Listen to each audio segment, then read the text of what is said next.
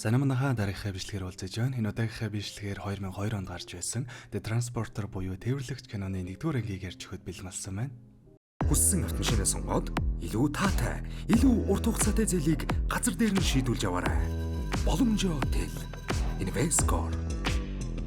Энэ бол манай гол дүр болох Франк. Тэрээр өмнө нь зэргийн байгууллагад ажиллаж байгаа тэтгэвртэй гарсан бөгөөд одоо бол тусгай үргэлт хийдэг нэгэн. Мэдээж хүчний байгууллагад ажиллаж байсан гэхлээр хувийн ур чадвар бол ярилтгүй мундаг.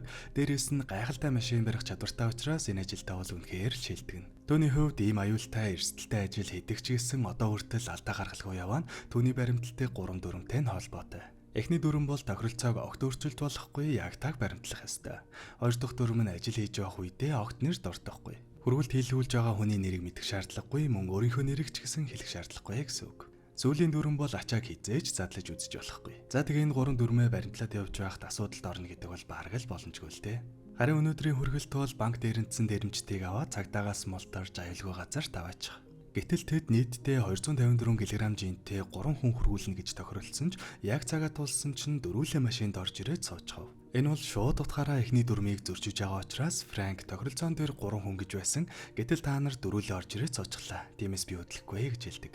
Гэтэл нөгөө дээрэмчин чинь тохиролцоогоо зөрчсөндөө нэг хэн бодлгүй зүгээр л хөдөл үгүй бол би буудчихсан шүү гэж зөртүүлв. Гэхдээ иймэрхүү зүйл тохиолдож байгаа нь манай хүний хувьд анхны удаа биш учраас намайг бодчих юм бол та дөрвөлээ цагдаад баригданаа. Учир нь миний машин надгүйгээр явдаггүй юм гэж хэлдэг. Ингэснээр дээрэмчин аргагүй эрхэнд нэг хамтрагчаа буудаж өнөөгөөд гуруулаа олсны дараа Франк маань эцэст нэгэн хөдөлж эхлэв.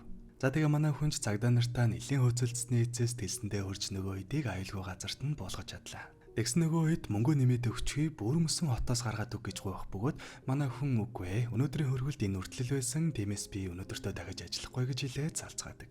За тэгээ маргааш нь манай хүн гэртээ ирж гисэн машин тэргээ цэмбийлгээд байж байтал мэдээгээр нөгөө дэрэмжт нь манай хүнээс салаад цаашаа өөр машинтай зугатаж байгаа цагдаад баригдсан байгаа нь харагдана. Өө бүтлгүй юмнуудыг дээ гэсэн шүү юм бодоод байж байтал манай хүний гэрт нэг мөрдөгч уулзах гээд өрөөд ирэв. За энэ мөрдөгчийн хувьд бол манай хүнийг нууцаар хөргөлт хийдэг гэдгийг нь мэддэг юм байна лээ. Гэхдээ Франк маань ямар ч алдаа гаргадаггүй маш цэвэрхэн ажилтдаг учраас одоо хүртэл барьж чадахгүй байгаа. Тэгээ өчигдөр болсон хэргийн эзэн Франк гэдгийг мэдж байгаа болохоор ямар нэгэн сэжвэр байна уу гэж шалгах гэж ирсэн нь энэ байдаг. Гэхдээ мэдээж урдын адилаар манай хүн аль хэдийнэ бүх нотлох баримт зэргийн устгаа цэмбийлэгч гисэн учраас мөрдөгч маань энэ удаач гэсэн юм болж чадлагүй боцгоор олно. За явны дараагаар манай хүнд дараагийн үргэлтийн цагаалга ирэх бөгөөд очоод уулзтал метр 50 хэмжээтэй 50 кг бараа үргүүлье гэсэн цагаалга байв. Франкч тохиролцоогоо хийж маргааш нь хүргэлт хийхээр болно. За тэгээ удалгүй маргааш нь олж хүргэлтээ авч чад явж байтал гинтэл дугуйнаа гарчихдаг. Тэгэхэр нүгүүгөө засах гээд багажаа нээтэл өнөө хүргэлт нь хөдлөөд наадын. Манай хүнч баг зэрэг гайхснаа нэг сүртэй юм бодолгүй жаахан цааш нь түлхэж олдуулж запас дугуйгаа авч нөхчгөөд л яваад өгдөг. За тэгээ цааш явж байхдаа хальтны газар орж юм идчихэд гарахтаа илүү уух юм аваад гарч байгаа нь харагдана. Яах ч байгаа мэл гэсэн чинь манай хүн бас бүхлөтэн хүн ачаад явж байгаа юм чинь жаахан ус өгчихё л гэж бодсон юм байна лээ. Ингэснээр ер нь бол манай хүн ачааг задлаж үзэж болохгүй гэсэн дүрмээ зөрчиж байгаа юм л да. За тэгээ цүнхээ онгоолгоод үзтэл нэлээд үсгэлэнтэй эмэгтэй байх бөгөөд манай хүн бараг л анхны харцаарт оролцсон дэр. Гэхдээ ажил бол ажил, тиймээс багахан юм олгочгаад буцааж хийгээд цааш хөдлөв. Гэтэл нэг хөдөлгөй нөгөө эмэгтэй багажнаас хашгираад юрөөсөө болдоггүй шүү. Яасан юм бол гэд очисон чинь өөх өгсөн үнтэй өглөөсөө заргалдав гихчээр сая юм уучсан болохоор бийдсмар байна гэж хэлдэг. Ингэснээр манай хүн аргагүй эрхэнд хүзүүнд нь олц зүйлгээд 1 минутын дотор амжуулаарай гэж хэлээд явуулав. Тэгс 1 минут өнгөрсөн ч эргэж ирэхгүй байхлаар нараас нь очиод үзтэл нөгөөх нь аль хэдийнэ олсноосоо мултраа зогтаачихсан байхан дэр. Гэхдээ тэгэл хөөх юм нэг их холдож чадлагүй баригдчихдаг л да. За тэгэл манай хүн Франк минь дөрмөд авахгүй болохоор ийм л юм болж байгаа юм да энэ төргээд л өөртөө ярьчихсан явж байтал машин дээр нь аль хэдийнэ 2 цагтаа ирчихсэн зогсож байгаа нь харагдана. За тэгээд нэгэн тийм аимшигтай дүр зурагтай харагдчихсан учраас шууд л хүч хэрэглэхээс өөр аргагүй болов. Гэхдээ тэгэл манай хүн үнэхээр л юмдаа шилдэгний болохоор нөгөө 2 цагдааг асуудалгүй л зохицуулчихдаг. За ингэснээр эцэст нийгэм хөргөлтийн газараа ирэх бөгөөд ачаагаа өгчгөөд явах гэтэл хүлээж авсан хүн нь гинт цэжгэлсэн байдалтай чи ачаагаа задлж үзсэн үү гэж асуув. Манай хүн ч мэдээж үгүй ээ л гэж хэлнэ. Тэгсэн нөгөө залуу чамайг асуудалгүй ажилласан учраас дахин нэг ажил хийх гэсэн юм аа. Энэ цүнхийг буцах замдаа нэг газар хүргээд өгч болох уу гэхлээр нь манай хүн ч за тэгээ өгөөд л авчихдаг. За тэгээ явж байгаа замаараа мэдчихэд машинтаа суух гэснээ гинэ дуух юм авъя гэж бодоод боцож очоод дуух юм авчгаад эргээд машинтаа суух гэтэл нүднийх нь өмнө түүний машин дэлбэрчихэн тэр. Мэдээж ойлгомжтой нөгөө залуу манай хүнийг ачааг задлсан байна гэж сэжиглээд албаар тесрэх бөмбөгтөө зөн хөвж явуулсан юм байна лээ. Франк чинийг нь шууд ойлгож нөгөө газартаа буцаж ирээд тентхийг жинхэнэ төвөж айдаг. За тэгээд эцэст нь гаражинд нь байсан нэг дажгүй машиныг дэлбэрсэн машиныхаа өрөнд аваад явдаг. Тэгсэн манай Франкийг яг идтөөж явах үеэр нь нөгөө хүрэгдэж ирсэн эмэгтэй зогсчих санаатай яг манай Франкийн авсан машинд нь нуугдчихсан байж таард юм да. Тэгээ явж явахад нь гинт гарч ирснээр манай хүн ч элдв асуудалд орооцолдмооргүй байсан болохоор нөгөө эмэгтэйг шууд явж байсан газраа болгож үлдээгээд яваад өгдөг. Гэхдээ яалтчгүй манай хүн бас нэг хотлон өнөн анхны харцаар жанжаан болчихсон юм болохоор буцаж ирээд түүнийг аваад явдаг. Экснер Франк маань нэмэгтэй гэрте авч ирээд оройн түүнтэй багахан ярилцсны дараа түүний нэрийг Лай гэдэг, бас дээрэс нь манай хүн нэлээд том асуудалд орооцолдсон гэдгээ мэдэж авдаг. Гэхдээ манай хүнд энэ нэг тийм сонирн биш байдаг л да. Лайд аяга гом буцалгаж өгчхөөд эндээ оноод явсан ч болно, эсвэл одоо явсан ч болно. Өөрөө л мэд. Би лав амарлаа гэж хэлээд яваад өгдөг.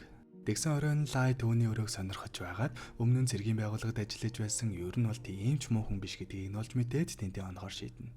За бичлэгнийхэн дундуур гясны хэрэгтэй мэдээлэл дуулгаадахыг та хэд мэн алгасалгүйгээр хэдхэн секунд гаргаад сонсоод үзээрэй гэж гуйж байна. Манайхан дундаас өөрийн унаж байгаа автомашинаас олох эсвэл шинээр автомашин худалдаж авахар төлөвлөж байгаа хүн байх юм бол Turbo аппликейшнийг заавал татаад сонирхоод үзээрэй. Turbo-нд баталгаатай, найдвартай автомашин зарж борлуулдаг ченж авцаалаануудтай хамтран ажилладаг бөгөөд бүх төрлийн автомашинуудтай юм байна лээ. Мөн хэрэглэгч та өөрийн унаж байгаа автомашинаач гэсэн Turbo аппликейшнд бүртгүүлээд зарах боломжтой. Дан ганц зар үзэх харах биш, Turbo-д бүртгэлтэй автомашинуудаас сонгон зээлийн хүсэлтэд захимаар илгэн хариугаа авах боломжтой. Нэгүгээр хэлэх юм бол зээл олголттой автомашины төрөлдсөн захим захал гэсэн үг. Мөн хэрэглэгч нартай зориулаад татвар, торгуул, автомашинтай холбоотой даатгал, доктор авц сүлжээгээс цаг захиалах гэдэл маш олон төрлийн үйлчилгээг зөвхөн Turbo аппликейшнтай байхад л авах боломжтой юм байна лээ. За тэгээд нэг ийм гоё аппликейшн байт юм байна. Та хэд мэн сонирхоод үзээрэй. Гэнтийн хэрэгцээ бүрт тохирсон илүү хурдан, илүү найдвартай шуурхай зээлийг газар дээр нь шийдүүлж яваарай. Боломжоо тэл. Invesco. За тэгээ маргааш өглөө нь Франк маань босоод иртэл Лай алидинээс ирээд өглөөний цайнтар бэлтчихсэн нэлээд сайхан аштай өгтөж авав. Манай хүн ч угаасаа жанжаан болчихсон юм болохоор шууд яв энтер гэж хэлж чадахгүй. Заг нь уухгээ цууж байтал өмнө нь ирсэн мөрдөгч хүрээд ирхэн тэр. Яасан бол гэсэн чинь манай Франкийн машин чинь нэрээ өчигдөр дэлбэрчихсэн шүү дээ. Тэгээ энэ мөрдөгч чинь угаасаа манай хүнийг таньдаг учраас юу болсон талаар мэдүүлэг авахаар ирсэн нь энэ байдаг. Манай хүн ч харин тийм ээ. Өчигдөр би машинаа хулгаад алдчихсан. Тэгээ өнөөдөр яг цагтаа орж мэдүүлэг өгье гэж бодож исэн чинь харин таашгүй. Өөрөө өрөөдөрлөө энтер гэдэл манай хүн өстө нүүд завчихгүй борж өгнө. Мөрдөгч ч угаасаа үгүйсгэх аргагүй учраас аа л гэд өнгөрөх бөгөөд Лайн талаар асуухлаар нь манад ажиллаж байгаа шин тоогооч байгаамаа гэж хэлдэг. Инкснер мөрдөгч маань дахиад л юм олж чадалгүй буцаараа лав. Үүний дараа нэг хөдөлгөөн ээжүүтэл гинтэл Франкийн гэрлүү хаанаас ч буужин үрж ирээд дэлбэлчихэн тэр. Юу болоод байгааг ч ойлгож амжаагүй байтал араас нь автоматар шүршиж байгаад дахин 2 жуудаа буужин гаргаллаад манай хүнийг эрийг үнсэн товрог болгож орхив. Мэдээж энэ бол нөгөө өмнөх хөргөлт хийлгсэн залуугийн хүмүүс нь ирж манай Франкийг дуусгаж байгаа юм л дээ. Гэхдээ манай хүн угаасаа аюултай ажил хийдэг учраас иймэрхүү зөвлөлт ч гэсэн бэлтгэлтэй байлгүй яах вэ? Хамгийн доод давхартаа нэг худаг шиг зөвлөлтэй бөгөөд Лайтай хамт дээшээгээ орж сэлж явсаар байгаад өөр нэг байшингийн усан сангаар нь гараад ирдэг. За тэгээд тэндээ орж хувцас солих гэж байтал гинт Лай хамаг хувцаа тайлаад би чамд зөндөө их төвөг болсон болохоор тэрнийхээ өрийг төлмөрөнө гэж хэлээд манай хүнийг үнсэж эхэлдэг. За тэгээ ойлгомжтой манай Франк ч угаасаа талтай байсан юм болохоор ингээд манай хоёр тэндээ жанжаан болохон дэр. Үүний дараагаар бүхлүүдэн гэрэн дэлбэрчихсэн учраас дахиад л нөгөө мөрдөгч дээр очиж мэдүүлэг өгөх бөгөөд энэ үеэр Лай нууцаар мөрдөгчийн компьютер руу нэвтэрж ороод манай хүний машин болон мэдээлэлээр нь хайж байгаад Франкийг алах гээд байгаа нөгөө залуугийн мэдээллийг нь авч чаддаг. За тэгээ цагдаагаас гарчгаад л одоо шууд очиж энэ залуугийн очрыг олно үсттэй энтер гэдэл Франк тэлтэл манай хүн үгүй ээ би асуудалд орохыг огтхон ч хүсэхгүй байна. Тэд нар одоо бол намайг өгчихсэн гэж бодож байгаа. Тиймээс би жимээг үхэн шиг бүх зүйлийг шинээр эхлээд л явна. Жиж гэсэн өөрийнхөө замаар шинээр эхлээд яваа гэж хэлдэг. Тэгсэн Лай энэ үеэр анхудаа өөрийнхөө талаар ярих бөгөөд нөгөө залуу ер нь бол хүний 8 идэх юм байна лээ. Тэгээ өнөөрөө хөлөг онгоцоор 400 хүн авч ирээ зарах гэж байгаа бөгөөд тэр дунд нь манай аав болон гэр бүлийнхэн минь байгаа. Тиймээс надад туслаач гэж боддог. Энийг нь сонссон Франк маань зүгээр л яваад өгчгөж чадахгүй учраас аргагүй ирэхэнд Лайд туслахаар болдог. За тэгээ манай хоёр шууд л нөгөө залуугийн офис дээр нь очиж уулзахаар шийдэх бөгөөд төрүүлж очиж хүлээж байгаад нөгөө залууг орж ирэх үед нь сүрдүүлж онгоцны мэдээллийг асууж эхэлдэг. Нөгөөх нь ч хэлэхгүй гүрийж байтал гинт Лай аав тэдний офис дээр нь ороод ирэхэн тэр. Лай маань яг үнэндээ хотлон хэлж Франкийг ин тавьчирсан юм байна лээ. Гэхдээ яг хуу Лайын аав тэр онгоцонд нь байхгүй ч гэсэн 400 хүн ачигдэж ирж байгаа нь бол үний юм байна лээ.